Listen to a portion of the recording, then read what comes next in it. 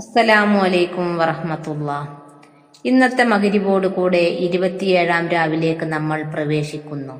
ഒരു പറ്റം പണ്ഡിതന്മാർ ലൈലത്തുൽ ഖദറിന്റെ വളരെ കൂടിയ സാധ്യത അഭിപ്രായപ്പെട്ട രാവാണ് 27-ാം രാവ്. അതുകൊണ്ട് തന്നെ രാത്രികൾ ഹയാത്താക്കണമെന്ന നിയ്യത്തോടു കൂടെ കാര്യങ്ങൾ ക്രമീകരിക്കുക.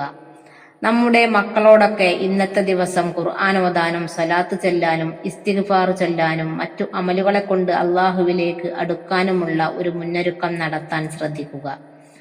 ശുദ്ധിയില്ലാത്ത സ്ത്രീകൾ അവർക്ക് ചൊല്ലാൻ പറ്റിയ അസ്തഗ്ഫിറുല്ലാഹൽ അദീം, ലാ ഇലാഹ ഇല്ലല്ലാഹ്, സ്വലാത്തുകൾ എന്നിവ ചൊല്ലുക.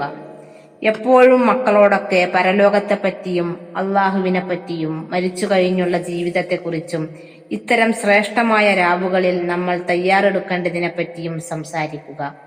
വെറും ഭൗതികമായ കാര്യങ്ങൾ മാത്രം സംസാരിക്കരുത്. നാളെ അള്ളാഹുവിന്റെ മുന്നിൽ ചെന്ന് നിൽക്കേണ്ടവരാണ്. ഞാൻ കോടിക്കണക്കിന് അനുഗ്രഹം നിനക്ക് തന്നു, എന്നെ കാണാൻ എന്തുമായിട്ടാണ് നീ വന്നിട്ടുള്ളത് എന്ന ചോദ്യത്തിന് മറുപടി പറയാൻ നാം കയ്യിൽ എന്തെങ്കിലും കരുതണം. ഈ ലൈലത്തുൽ ഖദറിന്റെ രാവിൽ നമ്മൾ ചെയ്യേണ്ട വളരെ പ്രധാനപ്പെട്ട കാര്യങ്ങൾ: ഇന്ന് നാം ഉറങ്ങേണ്ട രാത്രിയല്ല. ഇന്നത്തെ മഗ്‌രിബ്, ഇശാ, സുബ്ഹിയും ജമാഅത്തായി നിസ്കരിക്കുക. ഖദറിന്റെ രാത്രിയിൽ ഈ 3 വക്ത് നിസ്കാരം ജമാഅത്തായി നിസ്കരിച്ചാൽ തന്നെ ലൈലത്തുൽ ഖദറിന്റെ ഒരു വിഹിതമെങ്കിലും ആ അടിമക്ക് കിട്ടുമെന്ന് മഹാന്മാർ പറയുന്നു. കൂട്ടത്തിൽ ഇന്നത്തെ തറാവീഹ് എല്ലാവരും ജമാഅത്തായി നിസ്കരിക്കുക. തസ്ബീഹ് നമസ്കരിക്കാൻ പറ്റുന്നവർ തസ്ബീഹ് നമസ്കരിക്കണം. മരിച്ചുപോയ ആളുകൾക്കെല്ലാം ഒരു യാസീൻ ഓതി ദുആ ചെയ്യുക. പരിശുദ്ധ ഖുർആൻ പാരായണം ചെയ്യുക. കൂടുതലായി ദിക്റുകൾ, സ്വലാത്തുകൾ അധികരിപ്പിക്കുക. അതിനു പുറമെ രാത്രി സമയത്ത് ഒറ്റയ്ക്കിരുന്ന് സൃഷ്ടാവായ അള്ളാഹുവിന് മുന്നിൽ കൽബ് തുറന്ന് അള്ളാഹുവിനോട് മാപ്പ് തേടുക, തൗബ ചെയ്യുക. വന്നുപോയ പാപങ്ങൾ പുറത്തു തരാൻ പറയണം.